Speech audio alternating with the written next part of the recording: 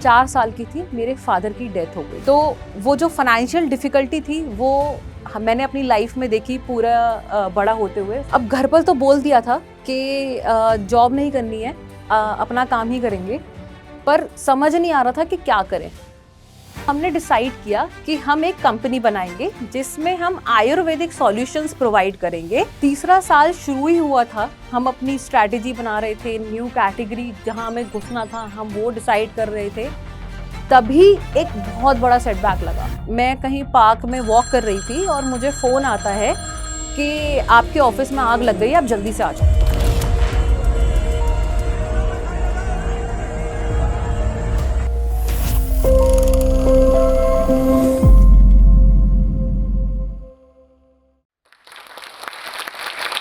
नमस्कार, मेरा नाम आस्था जैन है। मैं अयुव्या की को-फाउंडर हूँ। अयुव्या में हम आयुर्वेदिक हेल्थ सप्लीमेंट बनाते हैं और हमारा एक छोटा सा सपना है कि हम हर घर आयुर्वेदा ले जा सकें। ये कहानी सिर्फ मेरी नहीं है, मेरी दोनों माँओं की भी है। एक जिन्होंने मुझे जन्म दिया, दूसरी मेरी बुआ जिन्होंने मुझे मार्गदर्शन दिखाया। उन्होंने मुझे जो रास्ता दिखाया उस वजह से आज अयुव्या को मैं 200 करोड़ की वैल्यूएशन तक लेकर आ पाई हूँ। तो इस कहानी को समझने के लिए थोड़ा-सा पीछे चलते हैं और देखते हैं कि क्या हुआ। मेरा नाम आस्था जैन है, मेरा जन्म हुआ भिंड मध्य प्रदेश में। ये मध्य प्रदेश का एक बहुत छोटा-सा जिला है जो कि फेमस है पान सिंह तोमर और फूलन देवी के लिए। आप लोग समझ ही गए होंगे कि वहाँ क्या होता है। मेरा बर्थ हुआ था 1994 में। मेरी फैमिली काफ़ी खुश थी क्योंकि मेरी मदर-फादर की मैरिज के 7 साल बाद मैं पैदा हुई। I am a single girl child.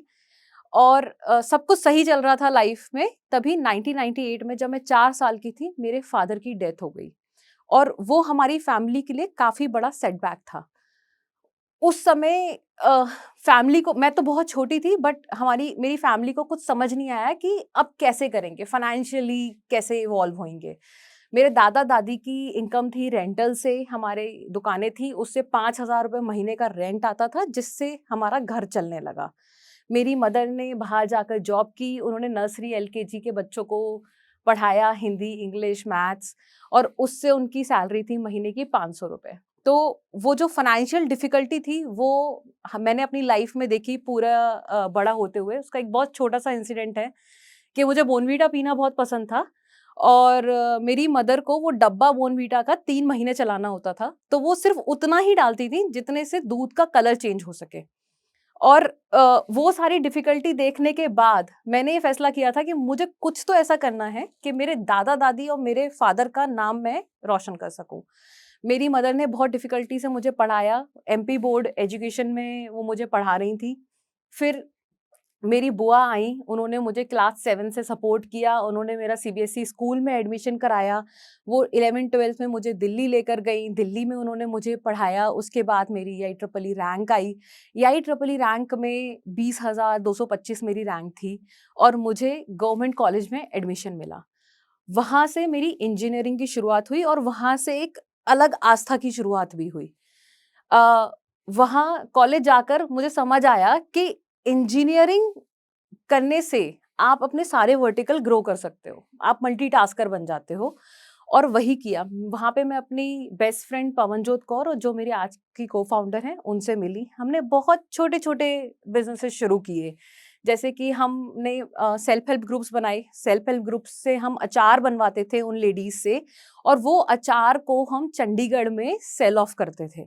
जो प्रॉफ़िट बचता था, वो आधा प्रॉफ़िट हम उन सेल्फ हेल्प ग्रुप को देते थे, आधा प्रॉफ़िट हम अपने पास रखते थे, जिससे हमारा पॉकेट मनी निकलने लगी। इसके बाद हम लुधियाना गए, लुधियाना की फैक्ट्री में वॉक इन किया, बहुत सारी फैक्ट्री घूमे और एक मैन्युफैक्चरर ढूँढा जो हमारे लिए टी-शर्ट बनाने के लिए रेडी था। वहाँ से हमने टी-शर्ट बनवाई, वो टी-शर्ट लाके कॉलेज में बेची, उससे भी जो प्रॉफ़िट हुआ, उससे हमारी पॉकेट मनी निकली। फिर फाइनल ईयर के बाद मैंने और पवनजोत ने सोचा कि हमें कुछ तो करना है, हमें सिर्फ जॉब नहीं करनी है। मैंने अपने घर पे फ़ोन लगाया। मेरी मदर से बात हुई, मेरी बुआ से बात हुई, तो उन दोनों ने मुझे सिर्फ एक चीज़ बोली कि बेटा, मम्मी ने तो बोला कि बेटा मेरा खर्चा तो निकल जाएगा, तुम बस अपना देख लो और तुमको जो करना है वो करो। तुम किसी चीज़ पे डिपेंडेंट मत रहो। तो ऐसा कुछ नहीं है कि तुम्हें हमें कुछ देना है। बुआ ने कहा तुम्हें जो सपोर्ट चाहिए होगा हम तुम्हें देंगे, तुम बस आगे बढ़ो। अब घर पर तो बोल दिया था कि जॉब नहीं करनी है, अपना काम ही करेंगे, पर समझ नहीं आ रहा था कि क्या करें। उस समय बहुत सारे स्टार्टअप्स बूम हो रहे थे। एक से एक स्टार्टअप आइडियाज़ थे। हमारे दिमाग में भी बहुत आइडियाज़ थे, पर हर आइडिया को शुरू करने के लिए फंडिंग की ज़रूरत थी। वो फंडिंग हमारे पास नहीं थी और हमें पता भी नहीं था कि कैसे जाना है, कैसे वीसीज़ को अप्रोच करना है, कैसे मार्केट से पैसा उठाना है और क्यों ही कोई हमें पैसा देगा, हमें नहीं समझ आ रहा था। तभी हमारे दिमाग में एक आइडिया आया कि क्यों ना हम बजट प्राइवेट स्कूल्स के लिए एक स्कूल मैनेजमेंट सॉफ्टवेयर बनाएँ। तो ये सॉफ्टवेयर सारे ही प्राइवेट अच्छे स्कूलों में होता है, जहाँ से उनके पेरेंट्स बच्चों के पेरेंट्स बच्चों की इन्फॉर्मेशन वगैरह ट्रैक कर सकते हैं। पर हाँ, बजट प्राइवेट स्कूल्स में ऐसे कोई सॉफ्टवेयर नहीं होते और क्योंकि हिस्टोरिकली मैं और पवनजोत पढ़े ही बजट प्राइवेट स्कूल से थे, तो हमें लगा कि ये एक बहुत अच्छा आइडिया है और प्रोडक्ट मार्केट फिट बहुत आसानी से हो जाएगा। हम नॉर्थ दिल्ली, वेस्ट दिल्ली के स्कूल्स में जाने लगे, तब हम ई-रिक्शा से जाते थे। बहुत मुश्किलों से स्कूल के प्रिंसिपल से मीटिंग फिक्स होती थी और जब हमने 25 से 30 स्कूल में बात की, तो हमें समझ में आया कि उन स्कूलों की अपनी अलग तकलीफ है। वो उनको अपने बच्चों की फीस ही नहीं आती, तो वो हमारे लिए बजट कहाँ से निकालेंगे? तो वहाँ से वो आइडिया हमें समझ आ गया कि it's not a product market fit और इससे कुछ नहीं होगा। मीनवाइल हम सेल्फ लर्निंग भी कर रहे थे, तो मुझे परफॉर्मेंस मार्केटिंग की नॉलेज थी, पवन ने कंप्यूटर साइंस इंजीनियरिंग की थी, तो उनको कंप्यूटर साइंस इंजीनियरिंग आती थी। हमने सोचा कि ब्रेड एंड बटर के लिए कुछ तो करना पड़ेगा क्योंकि घर से तो पैसे हम एक्सपेक्ट नहीं कर रहे थे। हमने एजेंसी खोली। हम घर से ही बैठ के हम दोनों काम करते थे। मैंने पहले क्लाइंट को अप्रोच किया, उनका नाम था yes madam at home salon, mister Mayank Arya. उनको अप्रोच किया, उन्होंने भी मेरे मैसेज का रिप्लाई कर दिया। मैंने बोला आप कुछ मत दीजिए, मुझे 1 महीने के लिए अपना एड अकाउंट चलाने दीजिए। अगर आपको परफॉर्मेंस दिखती है, तो हम एक बेसिक रिटेनरशिप फाइनल कर लेंगे। उन्होंने वो मौका दिया क्योंकि वो भी उस समय शुरुआत कर रहे थे। उन्होंने 10 या 20 हज़ार रुपए का बजट दिया उस समय और एड चलाने शुरू किए, उनके लिए परफॉर्मेंस आनी शुरू हो गई। 1 महीने बाद हम लोगों ने तय किया कि हम 10,000 रुपए महीने की रिटेनरशिप पे काम करेंगे। वहाँ से शुरुआत हुई हमारी एजेंसी की और उस शुरुआत के थ्रू हमें काम करने का मौका मिला श्री प्रणब मुखर्जी के साथ। हमने डिबेस फॉरएवर मार्क के साथ काम किया और ऐसी 100 और ब्रांड्स के साथ हमने काम किया। जब ये सब चल रहा था, तो हमें एक बात समझ में आई कि एज़ अ एजेंसी हम किसी भी कंपनी के साथ कुछ पर्टिकुलर टाइम तक ही रह सकते हैं। एक बार यस मैडम भी ग्रो हो गया, तो उनको भी अपनी इन हाउस टीम बनानी पड़ेगी। वो हमेशा एक एजेंसी के साथ काम नहीं कर सकते और हम लोग हर बार हॉप ऑन हॉप ऑफ करते रहेंगे नए क्लाइंट्स के पास। तभी पवनजोत को एक्जिमा भी हुआ। एक्जिमा एक ऐसी बीमारी है जो ऑटो इम्यून के कारण होती है। अल्टीमेटली आपके गट से जुड़ी होती है, पर आपका ऑटो इम्यून सिस्टम फाइट नहीं करता, तो स्किन पे इन्फेक्शन आना शुरू हो जाता है, जिस वजह से बहुत ज़्यादा इचिंग होती है और वो बहुत एग्रेसिवली फैलता है अगर आप उसको क्योर नहीं करते। उसके सॉल्यूशन को ढूँढने के लिए हम गए काफ़ी सारे डर्मेटोलॉजिस्ट के पास, काफ़ी सारे डॉक्टर्स के पास। वहाँ डर्मेटोलॉजिस्ट और डॉक्टर्स ने हमें जो दवाइयाँ रेफ़र की, सब में या तो स्टेरॉइड्स थे या बहुत ही हार्श एलोपैथिक इंग्रीडिएंट्स थे। वो लेने से पवन को आराम मिल रहा था, पर महीना 2 महीने के बाद जैसे ही उन दवाइयों को बंद करते थे, वो वापस आ रहा था। ये सब होते-होते 1 साल हो गया और हम बनारस में थे उस समय। बनारस हम एक कॉन्फ्रेंस के लिए गए थे और वहीं हम एक वैद्य से मिले। उन वैद्य की हिस्ट्री ये थी कि उनके दादाजी के दादाजी भी आयुर्वेदा ही प्रैक्टिस करते थे, वो आयुर्वेदिक वैद्य ही थे। हमने उनको पवन की तकलीफ के बारे में बताया, उन्होंने हमें एक चूर्ण दिया, जो उन्होंने बोला कि काढ़े की तरह बना के पीना है। कुछ टैबलेट्स दी और एक ऑयल दिया। उसको इस्तेमाल किया 3 महीने। 3 महीने बाद हमने देखा कि वो पवन का जो एक्जिमा का इन्फेक्शन था, वो वापस उसके पैरों पे नहीं आ रहा था। अब हमें ये तो समझ आ गया कि इनके पास कुछ तो मिरेकलस है, जो काम कर गया। पर हमें ये समझ में नहीं आया कि जब इनके पास है, तो ये मार्केट में क्यों नहीं है? तो हम उन वैद्य जी के साथ बैठे, हमने सोचा कि हम वो वैद्य जी के प्रोडक्ट्स मार्केट में लेकर जाएँगे। हम उनके साथ बैठे, हमने समझा, तो हमें जो समझ आया, उसके अकॉर्डिंग वो जो उन्होंने काढ़ा हमें दिया था, वो था महामंजिष्ठादि क्वाथ। महामंजिष्ठादि क्वाथ बॉडी को डिटॉक्स करता है, गट को हील करता है, जिसकी वजह से ऑटो इम्यून डिजीज ठीक होने के चांसेस होते हैं। उसके अलावा उन्होंने जो तेल दिया वो था इलादी तेलम। अब ये सारी जो दवाइयाँ हैं वो आयुर्वेदा में चरक संहिता, शुश्रु संहिता और भाव प्रकाश में ऑलरेडी लिख रखी हैं। हमने वो पढ़ी। आयुर्वेदा का अपना एक फार्माकोपिया है। वहाँ पे सारी फॉर्मुलेशन है। तो हमें ये समझ आ गया कि आयुर्वेदा के अंदर सॉल्यूशन हर चीज़ का है, पर इसकी सही तरीके से एक्टिवली मार्केटिंग छोटी-छोटी निशेस के लिए कोई नहीं कर रहा। तो हमने डिसाइड किया कि हम एक कंपनी बनाएँगे जिसमें हम आयुर्वेदिक सॉल्यूशंस प्रोवाइड करेंगे, जो कि रियल यूजर की रियल प्रॉब्लम को सॉल्व करेंगे, चाहे वो कितनी से छोटी ना छोटी प्रॉब्लम हो। सोच तो लिया था, सोचना बहुत आसान था, बट करना बहुत टफ था। हम जा जाकर मैन्युफैक्चरर से मिलने लगे। हमने बहुत सारे मैन्युफैक्चरर से बात की। कोई भी मैन्युफैक्चरर उस समय 5000 बॉटल से कम कोई भी प्रोडक्ट रेडी करने के लिए तैयार नहीं था। हमारे पास पैसे नहीं थे। एजेंसी से जो पैसे हमारे पास आते थे, वो हार्डली हमारा ब्रेड एंड बटर, हमारा घर ही चल पाता था। तो हमें समझ नहीं आ रहा था कि हम क्या करें। तो हमने अपने वैद्य जी को बोला, जिनके साथ हम शुरू में बैठे थे, कि क्या आप आयुष लाइसेंस ले सकते हैं? अगर आप आयुष लाइसेंस ले लेंगे, तो हम आपको यहाँ से पैकेजिंग मटेरियल भेज देंगे। आप आयुष के अकॉर्डिंग हमें प्रोडक्ट सप्लाई कर सकते हैं और हम उनको मार्केट में लेकर जाना चाहते हैं। वैद्य जी भी काफ़ी डिलेमा में थे कि ये क्या है? तो उनके बेटे को समझ में आया और उन्होंने जाके आयुष लाइसेंस के लिए अप्लाई किया। मीनवाइल हमने अपनी रिसर्च शुरू करी कि पैकेजिंग कैसी होनी चाहिए, बॉटल कैसी होनी चाहिए। तो उस समय हम तिलक बाज़ार जाते थे। तिलक बाज़ार में खुद जाके हर दुकान पे बॉटल ढूँढते थे। जो बॉटल हमें ठीक लगती थी उसको उठाकर लेकर आते थे, क्योंकि हमारे पास तो इतने भी पैसे नहीं थे कि हम वहाँ से लेबर को देकर ऑटो तक भी रखवा सकें। तो मैं और पवन खुद वो बॉटल्स उठाकर लेकर आते थे, फिर उनको रेलवे स्टेशन जाते थे, रेलवे स्टेशन पर ट्रेन के डब्बे में रखवाते थे। हमारे वैद्य जी वहाँ पे सतना में उसको ट्रेन के डब्बे से उतारते थे। उसको तब तक उनके पास आयुष लाइसेंस भी आ गया उन प्रोडक्ट्स का। उन्होंने उनको मैन्युफैक्चर करना शुरू किया और उन्होंने वहीं रेलवे के डब्बे में दोबारा रखकर हमारे तक पहुँचाया। और ये सारी चीज़ें हम मैनुअली कर रहे थे। तो हमने शुरुआत की 5 प्रोडक्ट से। 2 एक हेयर ऑयल, एक हेयर मास्क, एक फेस मास्क, एक फेस ऑयल और एक ब्रेन सप्लीमेंट। तो जो हमारे स्किन केयर के प्रोडक्ट थे, हमने उनको रखा 499 की एमआरपी पर, और जो हमारा ब्रेन सप्लीमेंट था, उसको हमने रखा 999 999 की एमआरपी पर। अब रख तो लिया, वेबसाइट भी बना ली, सब कुछ कर लिया, पर सेल कैसे लाएँ? पैसे हमारे पास है नहीं। हमने सोचा अब क्या करें? ह हमारे पास मेरे जो थर्ड को-फाउंडर हैं तनिष्क, उन्होंने बोला कि तुम दोनों के पास क्रेडिट कार्ड्स हैं, तुम लोग क्रेडिट कार्ड को क्यों नहीं यूज़ करते? अब क्रेडिट कार्ड पे मेरे पास भी ढाई 3 लाख रुपए की लिमिट थी और ढाई 3 लाख रुपए की पवनजोत के कार्ड पे भी लिमिट थी। हमने सोचा कि ज़्यादा से ज़्यादा क्या हो जाएगा? अगर हम आज खर्चा करते हैं, तो भी हमें पेमेंट 45 दिन बाद करनी है। बट अगर आज हमने ये रिस्क नहीं लिया ना लाइफ में, तो हम ज़िंदगी भर पछताएँगे कि सिर्फ़ थोड़े से पैसों की वजह से हम रुक गए। तो हमने अपनी मार्केटिंग शुरू की और वो 6 लाख क्रेडिट कार्ड की लिमिट को यूज़ किया फेसबुक मार्केटिंग में, फेसबुक एडवर्टाइजिंग रन करने के लिए। पहला एड डाला, शाम के 6 बजे थे, 30 दिसंबर या 31 दिसंबर था, शाम के 6 बजे थे, पहला एड डाल के घर चले गए। न्यू ईयर की रात थी और अचानक से शॉपिफाई पे घंटी बजती है, टन। वो घंटी आज तक मुझे याद है, और वो जो घंटी बजना शुरू हुई, वो रुक नहीं रही थी।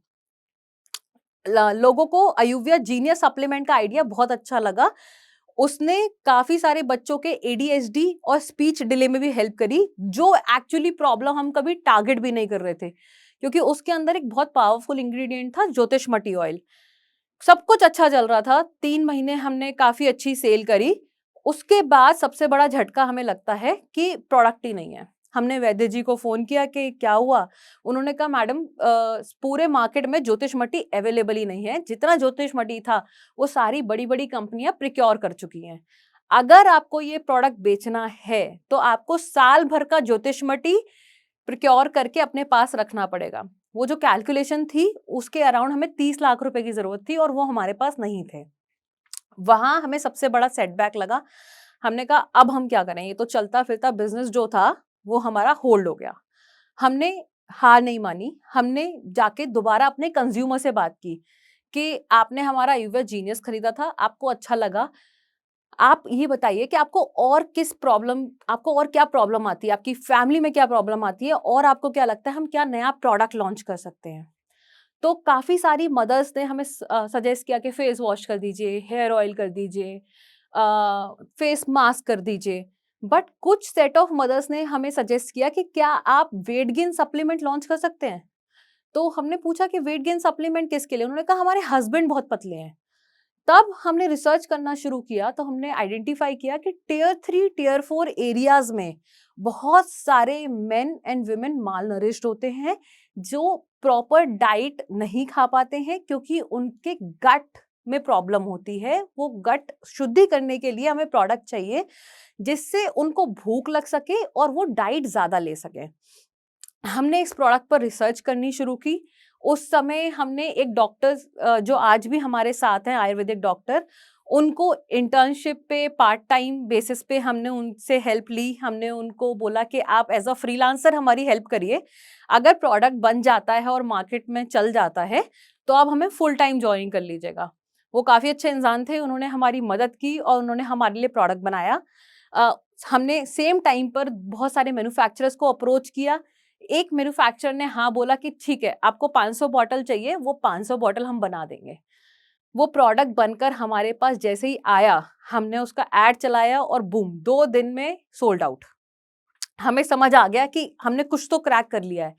ये पर्टिकुलर कैटेगरी कोई भी डील नहीं कर रहा था। कोई भी बड़े से बड़ा आयुर्वेदिक प्लेयर उस समय वेट गेन के लिए दवाई नहीं बना रहा था। हमने अपना पूरा फोकस उसी पे रखा और हम आगे बढ़ते गए। पहले साल हमने किया 8.5 करोड़ का रेवेन्यू।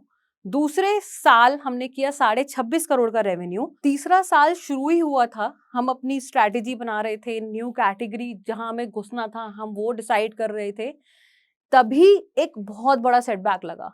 मई की बात है, सुबह मैं कहीं पार्क में वॉक कर रही थी और मुझे फ़ोन आता है कि आपके ऑफ़िस में आग लग गई है, आप जल्दी से आ जाओ।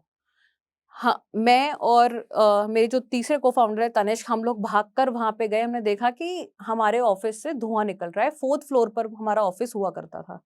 हमें समझ ही नहीं आया क्या करें? 10 सेकंड में हमने किसी से रुमाल लिया, अपने मुँह पे बाँधा और हम अंदर घुस गए। हमने कहा अगर हम खुद नहीं गए तो हमें नहीं पता कि अंदर क्या होगा। और अनफॉर्चुनेटली उस समय हमारा ऑफिस जिस जगह पे था, उस जगह फायर ब्रिगेड का आना बहुत मुश्किल था। वहां तक वो गाड़ी आ ही नहीं सकती थी। हम लोग अंदर घुसे। अंदर घुस के हमारे जो एम्प्लॉइज थे जो वहां थे, हमने उनको पहले बाहर निकाला। फिर हमने उस आग को कंट्रोल करने की कोशिश की। तब तक कुछ फायर ब्रिगेड के लोग आ चुके थे और उन्होंने उस फायर को कंट्रोल किया। पर सबसे बड़ा सेटबैक ये था कि वो ऑफिस अब हम अगले आने वाले 1.5-2 महीने तक यूज नहीं कर सकते थे। हमारे सामान का नुकसान जो हुआ वो उतना बड़ा नहीं था, बट हमारा पूरा ऑफिस डिस्ट्रॉय हो गया था क्योंकि वो एक एसी की फायर ने सब कुछ जला दिया था। हमने हार नहीं मानी। हमने अपने सारे टीम मेंबर्स से रिक्वेस्ट की कि क्या वो अपने घर से काम कर सकते हैं। हमने जिन जो लैपटॉप और कंप्यूटर उस समय बचे हुए थे, हमने उनको अलॉट किया, उनको कैब से उन लोगों के घर भिजवाया, काम शुरू हुआ। हमने भी अपने घर से काम करना शुरू किया। मीनवाइल अपने उस ऑफिस को दोबारा बनाना शुरू किया। फिर से जुलाई अगस्त के टाइम पर हमारा सब कुछ वापस से लाइन पर आ रहा था और फिर से एक सेटबैक लगा कि शिप रॉकेट के भिवांडी वेयर हाउस में आग लग गई। और 2 दिन पहले ही हमारी ऑलमोस्ट 15 से 20 दिन की इन्वेंट्री वहां पहुंची थी और वो भी सारी जल गई। बूटस्ट्रैप फाउंडर्स हैं, कभी हमारे फैमिली में किसी ने बिजनेस नहीं किया। हमें नहीं पता था कि इन सब चीज़ों का इंश्योरेंस भी लेना होता है। ऑफिस का भी इंश्योरेंस ले सकते थे, वेयर हाउस का भी इंश्योरेंस ले सकते थे, बट क्योंकि हमें पता नहीं था तो हम अपनी गलतियों से सीख रहे थे। फिर हमने इंश्योरेंस लिया, वेयर हाउस का इंश्योरेंस लिया, सारे ट्रैवल इन्वेंट्रीज का इंश्योरेंस लिया। इन सब घटनाओं ने हमारी ग्रोथ को थोड़ा सा स्लो किया और हम जैसे तैसे आगे बढ़ने लगे। कैश फ्लो बहुत हिट हो गया था। हमें न्यू कैटेगरीज में एंटर करना था, वो हम नहीं कर पा रहे थे उस समय। जैसे तैसे हम आगे बढ़े। दिसंबर या जनवरी में हम दोबारा से लाइन पर आए। हमने दोबारा से अपना रेवेन्यू ग्रो करना शुरू किया और उस साल हमने किया 51.5 करोड़ का रेवेन्यू। साथ साथ आगे बढ़ते बढ़ते को फाउंडर की हेल्प के साथ इस साल हम 75 करोड़ का रेवेन्यू करेंगे। मीनवाइल हमारे को मौका मिला शार्क टैंक इंडिया पे आने का, और जिसने हमारी बहुत हेल्प करी है ग्रो करने में। शार्क टैंक इंडिया के बाद हमारी सेल्स ऑलमोस्ट डबल हो गई, thanks to shark tank India. But ये सारी कहानी सिर्फ इसलिए नहीं है कि हमारा मानना ये है कि आप जो मन में ठान लेते हैं उसको अचीव करना मुश्किल नहीं है। सबकी करियर में प्रॉब्लम आती है, बट अगर आप एक्चुअली कुछ करना चाहते हैं तो चीजें आपकी हेल्प करती हैं, आसपास के एनवायरनमेंट आपका हेल्प करता है, और आप एक दिन जरूर उसको क्रैक कर सकते हैं। मेरा मानना ये है कि अगर आप मेरी स्टोरी ध्यान से सुनेंगे तो मेरी स्टोरी में सब कुछ मेरा अराउंड जो हो रहा है वो विमेन के थ्रू हो रहा है। मेरी मदर एक विमेन है, मेरी बुआ एक विमेन है, और मेरी को फाउंडर भी एक विमेन है। अगर आप कुछ करना चाहते हैं तो आपके आसपास वाले लोग आपको सपोर्ट करेंगे, और विमेन होना ये अपने आप में ही बहुत बड़ा लकी कैरेक्टर है, क्योंकि एज अ विमेन आपको हमेशा मल्टीटास्किंग करना आता ही आता है, जो कि मेरा फेथ है। मैंने कभी नहीं देखा कि मेन इतनी अच्छी मल्टीटास्किंग कर पाते हैं जितनी अच्छी विमेन कर पाती हैं। तो एज अ विमेन मेरा आपको मैसेज है कि आप जो भी करना चाहते हैं, जहाँ से भी शुरू करना चाहते हैं, आप बस शुरू करिए, आपको सक्सेस मिलेगी ही मिलेगी। मैं बहुत बहुत थैंक यू कहना चाहूँगी जोश टॉक्स को, मुझे यहाँ इनवाइट करने के लिए, मुझे मौका देने के लिए, मेरी स्टोरी शेयर करने का। ये मेरा बहुत ही पहला एक सेशन है जहाँ मैं अपनी स्टोरी आप सबके सामने रख पाई, and really thank you so much Josh talks.